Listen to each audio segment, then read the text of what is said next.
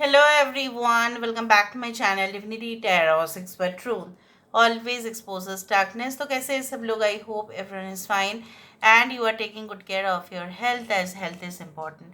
तो आज का टॉपिक कुछ इस तरह से है कि आपके पर्सन के दिल और दिमाग पे क्या चल रहा है, क्या हावी हो रहा है इस वक्त। सो हम वही देखने वाले हैं। हर एक कार्ड को वेरीफाई किया जाएगा। लास्ट में हम पर्सनल मैसेजेस को भी देखेंगे।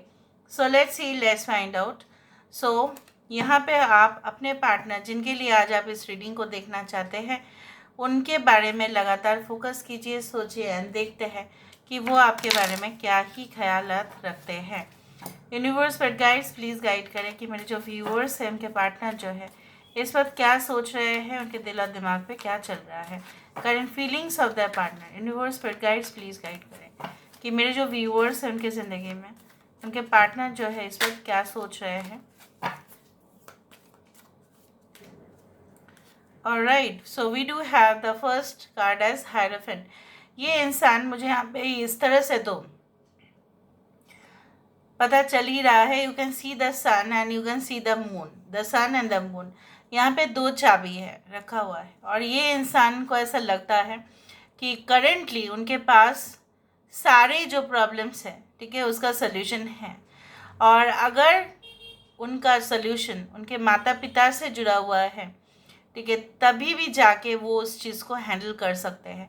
उनके जो माता पिता है, कुछ लोगों के लिए आपके जो हो सकता है कि फ्यूचर इन लॉज या may be their parents are like that, they are extremely traditional, बहुत ज़्यादा पारंपरिक है और बहुत ज़्यादा नियम कानून, ठीक है, अपने घर में होता है, उनका रीति रिवाज होता है, हर एक चीज़ मतलब स्टैंडर्ड होने चाहिए उस तरह से।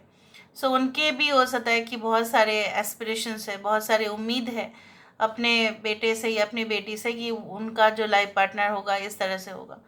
सो they have lot of expectation. So ये यही सोच रहे हैं कि चाहे उनके जो है रजामंदी उनको किसी भी तरह अगर लेना है तो वो लेके रहेंगे and that is it. So let's C more. Actually what happens is that इनके जो घर है ना, उनके घर में कोई मेल मेंबर बहुत ज़्यादा एक्टिव है और एक्टिव रोल प्ले करते हैं, ठीक है, उनके मामलों में, आपके पर्सन के मामलों में। Okay, so we do have the chariot, यहाँ पे है द टावर, 3 मेजर गनाज यहाँ पे है। We do have the ace of wands. आपके पर्सन कुछ लोगों के लिए बहुत बड़े पोजीशन में काम करते हैं, कुछ लोगों के लिए may be they work okay as in the field of like जहाँ पे बिजनेस ट्रांजैक्शन सबसे ज़्यादा हो और वहाँ का जो है कॉन्ट्रैक्ट बेसिस पे जॉब, इस तरह से नहीं, बट उनके नीचे ढेर सारा एम्प्लॉयज़ है, उनका खुद का एक फर्म है जो लोगों को एम्प्लॉयज़ मतलब सपोर्ट के लिए भेजते हैं। They can have like that, okay, उस तरह से दिख रहा है। We do have the knight of cups. Alright, और यहाँ पे है 2 of pentacles. Bottom of the deck हमारे पास क्या है? Empress card. सो यहाँ पे मैंने आपको ये कहा था द हाई प्रीस्ट एंड यहाँ पे है empress. So both are like parental figure, guardian figure. So यहाँ पे ये इंसान की भावनाओं के ऊपर सबसे ज़्यादा जो असर कर रहा है उनके माता पिता या गार्जियन का डिसीजंस, ठीक है, पेरेंट्स के डिसीजन। यहाँ पे है टॉरस, यहाँ पे है Cancer, Pisces and Scorpio. We do have Aries and Scorpio, Aries, Leo and Sagittarius, Taurus, Virgo, Capricorn and Libra. 5, 7, 16, okay, 2 and 3 are very important numbers. Okay, so मुझे यहाँ पे ये दिख रहा है आपके पर्सन फोर्सफुली इस रिलेशनशिप में ना बैलेंस करना चाहते हैं। इस तरह से है कि उनकी जो लॉजिकल माइंड है उनको ये कह रहे हैं कि बस जो भी होगा देखा जाएगा, समय के साथ साथ हम उस चीज़ को हैंडल कर सकते हैं। और उनकी जो दिल है वो कुछ और कह रहे हैं कि नहीं, हमें तो उसके पास जाना चाहिए एट एनी कॉस्ट। अगर हम ही रिस्पॉन्सिबल है इस ब्रेकअप के लिए, अगर आप दोनों में ब्रेकअप हुआ है, नो कॉन्टैक्ट सिचुएशन है, सेपरेशन है, ठीक है, और बातचीत बिल्कुल बंद है क्योंकि एक दूसरे के साथ आप लोग बातचीत नहीं कर रहे हो क्योंकि आप लोगों को ऐसा लगता है कि इस रिलेशनशिप का शायद भविष्य नहीं है। अगर आपको लगता है तभी उनको ऐसा शक होता है, या उनको अगर लगता है कि नहीं हम तो इसको मना ही लेंगे, श्योर है, सो आपको डर लग जाता है कि पता नहीं क्या होगा, इनके घर वाले क्या हो करेंगे। उस तरह से they want to support you in this relationship. जिस तरह से एक लाठी एक सरदार के सामने अगर होगा तो वो किसी के सामने भी नहीं झुकना चाहेगा। वो हमेशा ही चाहेगा कि अपना जो जूनियर है या अपने से जो कमज़ोर है या अपना जो फैमिली मेम्बर है उनको सपोर्ट करे। मतलब आपको किसी भी हालत में ये आपको डेंजर जोन में तो भेजना नहीं चाहते, ये आपको बहुत कुछ चीज़ क्लियर करना चाहते हैं। And that's why they are really getting very romantic vibrations जब भी ये आपके बारे में सोच रहे हैं। कुछ लोगों के लिए एक न्यू कनेक्शन है आफ्टर योर ब्रेकअप, ओके, या after your first marriage got failed. ये एक बिल्कुल एक न्यू रिलेशनशिप। एंड किसी भी हालत में ये इंसान जो है अपने बिजनेस के बारे में, अपने पैसे रोज़गार करने के बारे में भी सोचते हैं, ठीक है। और इन्होंने बहुत ट्रैवल भी किया है, आपके पर्सन ने ट्रैवल बहुत किया है, अपने घर भी लौट के आए हैं, फिर जाके और ट्रैवल किया है। ट्रैवलिंग इनका एक पार्ट हो गया है प्रोफेशन का। ये इंसान जो है बहुत चीज़ों को महसूस करते हैं, क्योंकि ये अलग अलग राज्यों में जाते हैं, ये अलग अलग देश में गए हैं, वहाँ की संस्कृति उन्होंने देखा है, वहाँ की संस्कृति उन्होंने अपने आप महसूस किया है। And you fit okay as per their expectation. उनकी जो उम्मीद है ज़िंदगी से कहीं ना कहीं पे आप फिट बैठते हैं। They can manage everything, they are a real person, okay, who can handle complicated jobs, बहुत कॉम्प्लिकेशंस जो है वो हैंडल कर पाते हैं। सो उनके लिए ये रिलेशनशिप मेंटेन करना या इन फ्यूचर के बारे में सोचना कुछ है नहीं प्रॉब्लम। अगर आपको ऐसा लगता है कि आपके फ्यूचर के बारे में ये सोचते नहीं है, ऐसा नहीं है, बट बस यही है कभी कभी ये बैलेंस नहीं कर पाते, बहुत रेयर केस में। ये प्रोफेशनल भी है, ये पर्सनल रिलेशनशिप्स को भी वैल्यू देते हैं। अगर नहीं देते तो उनके लिए उनका गार्जियन या पेरेंट्स का डिसीजन मायने नहीं रखता, फिर तो वो ऐसे ही कर लेते हैं। कुछ लोगों के लिए ये इंसान को ऐसा लगता है कि may be this time is not right, ये समय सही नहीं है, इसलिए ऐसा हो रहा है। But everything can be managed, सब कुछ जो है हैंडल किया जा सकता है। It is not that much of complicated job, उतना कॉम्प्लिकेशंस है ही नहीं, उतना कॉम्प्लिकेशंस ऐसा भी नहीं है कि वो कुछ भी ना कर पाए और वो अपने हाथ पे हाथ धरे बैठे रहे, ऐसा वो नहीं करेंगे, बिल्कुल नहीं करेंगे। ये आश्वासन वो आपको देना चाहते हैं। You should enjoy your life, एक मैसेज भी है कि आप अपने जो ज़िंदगी है उसको एन्जॉय करो।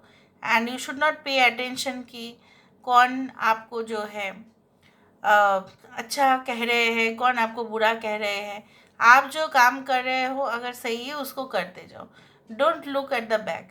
एंड अगर आपको ऐसा लगता है नहीं इस इंसान को अपने मनाने की बहुत कोशिश किया है इन द पास्ट, फिर भी वो रिजिड है बहुत ज़्यादा, ठीक है, और ये बिल्कुल मतलब अपने स्टेटमेंट पे कायम रहते हैं, सो यू डोंट ट्राई, तो फिर आप बिल्कुल कोशिश ही नहीं करना।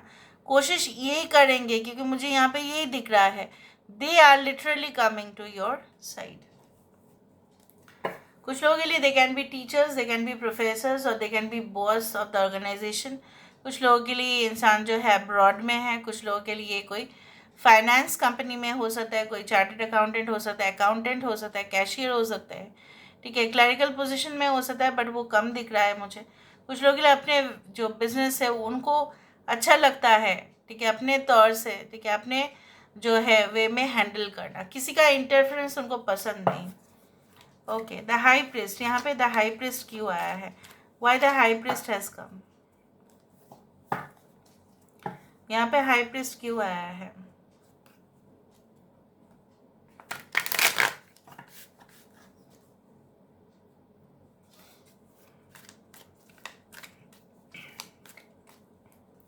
हाई प्रिस्ट यहाँ पे क्यों आया है, देखा मैजिशियन, आई टोल्ड यू। यहाँ पे देखो ये इंसान जो है इनके एक्टिविटीज़ के ऊपर, इनके जो मैंने आपको कहा है आसपास के लोगों के, उनके जो घर वाले हैं पूरी तरह से नज़र है। अगर ये कुछ भी एक्शन लेते हैं तो भी इनका जो है कहना कुछ रहेगा।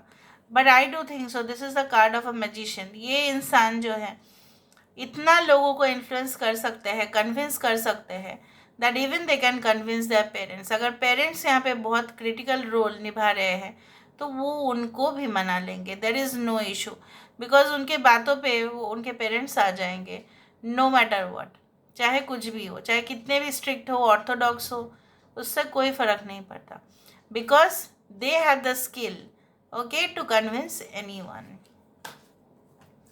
यहाँ पे चैरियट क्यों है? आपके पर्सन ऐसा कोई ऑर्गेनाइजेशन में भी काम कर सकते हैं जहाँ पे कम्युनिकेशन बहुत इंपॉर्टेंट हो, may be any type of like business processing और आउटसोर्सिंग, लाइक दिस थिंग। या हो सकता है ये इंसान जो है कस्टमर केयर डिपार्टमेंट्स में है या कंप्लेंट हैंडलिंग डिपार्टमेंट में है। ओके, चैरियट फेडरल ब्यूरो में हो सकता है, कुछ लोगों के लिए गवर्नमेंट सेक्टर मतलब फॉरेन गवर्नमेंट सेक्टर में हो सकता है, फेडरल ब्यूरो में है, उस तरह से दिख रहा है द चैरियट। यहाँ पे चैरियट क्यों है? देखा, 10 of pentacles, I told you, चाहे उनके जो है फैमिली, यहाँ पे देखो the it's all about the family, it's all about the growth prosperity. उनको उनके पेरेंट्स ने ऐसा कहा होगा कि आपको ऐसा कोई अपने जीवन साथी चुनना है जहाँ पे वो आपके लिए ठीक है बहुत सही साबित हो, और आप जल्दबाजी में ऐसा कुछ मत करो।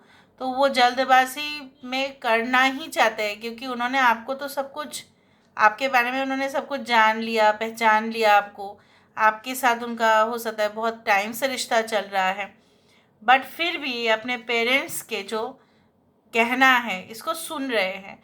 And therefore when they have listen to them, जब उन्होंने सुन लिया, उनको पता है कि वो क्या कर रहे हैं, जो डिसीजन वो लेने वाले हैं, ठीक है, ये सारे परिवार के लिए सब कुछ रहेगा। आज परिवार बहुत एक इम्पॉर्टेंट इंटीग्रल रोल प्ले कर रहा है आज के रीडिंग में।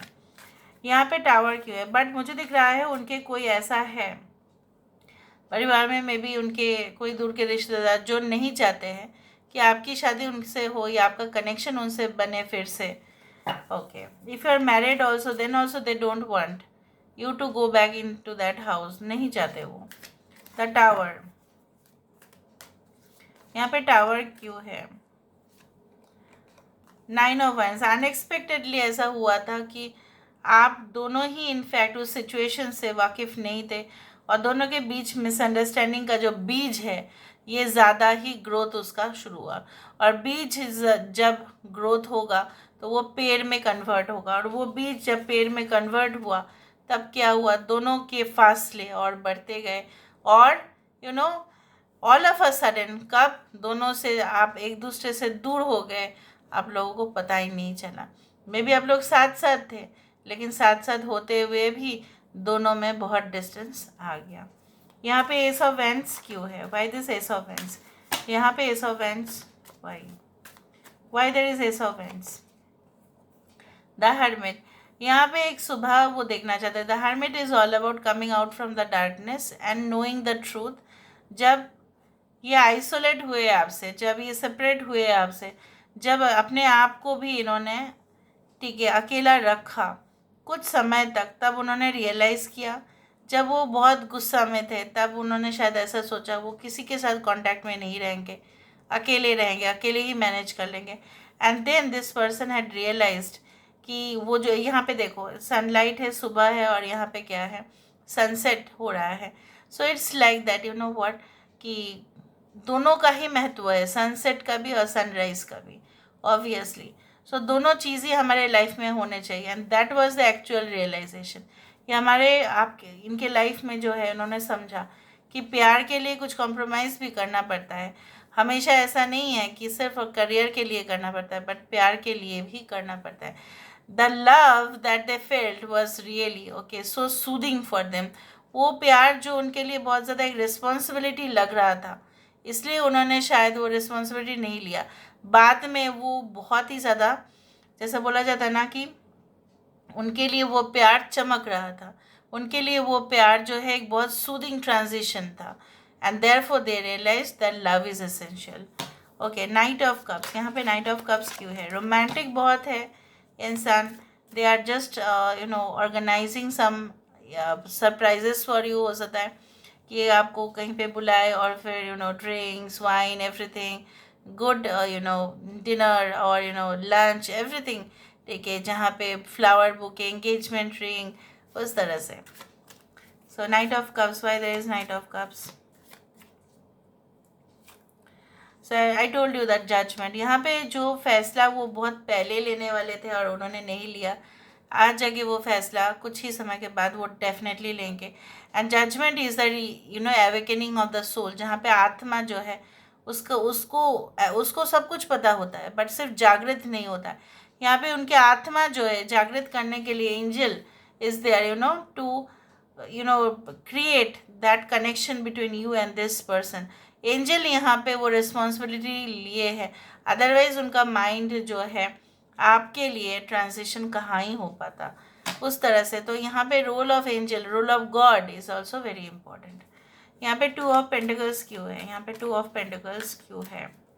Y there is 2 of pentacles? यहाँ पे है page of wands. So page of wands is such a card की जो काफ़ी एक्साइटेड है, पैशनेट है, ठीक है, आपका प्यार पाने के लिए, आपके दिल जीतने के लिए वो किसी भी तरह से मैनेज करने के लिए तैयार है.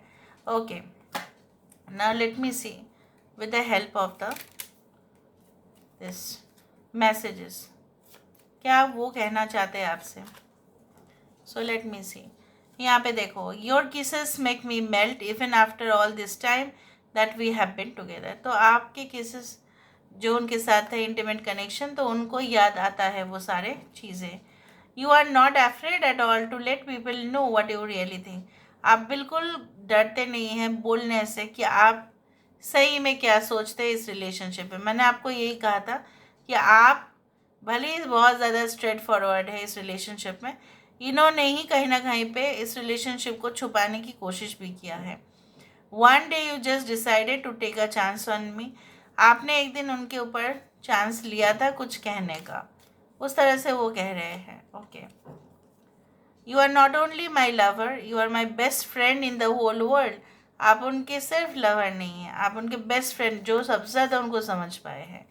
Okay, we can stay up late together just talking about anything and everything. मतलब आप दोनों एक दूसरे के साथ जो ढेर सारे बातें कभी भी शेयर कर सकते हो, फ़ोन में, व्हाट्सएप में, what ever be it is, chat में, और घंटों बैठ के, पूरा रात बैठ के भी ये बातें हो सकता है. आप दोनों मिलके बहुत अच्छा डिस्कशंस भी कर लेते थे, ये उनको याद आ रहा है. So this is all about today's reading guys. I hope you like it, and if you like please do share and subscribe. Thank you so much for being with me. Love you a lot. Take care of yourself and bye.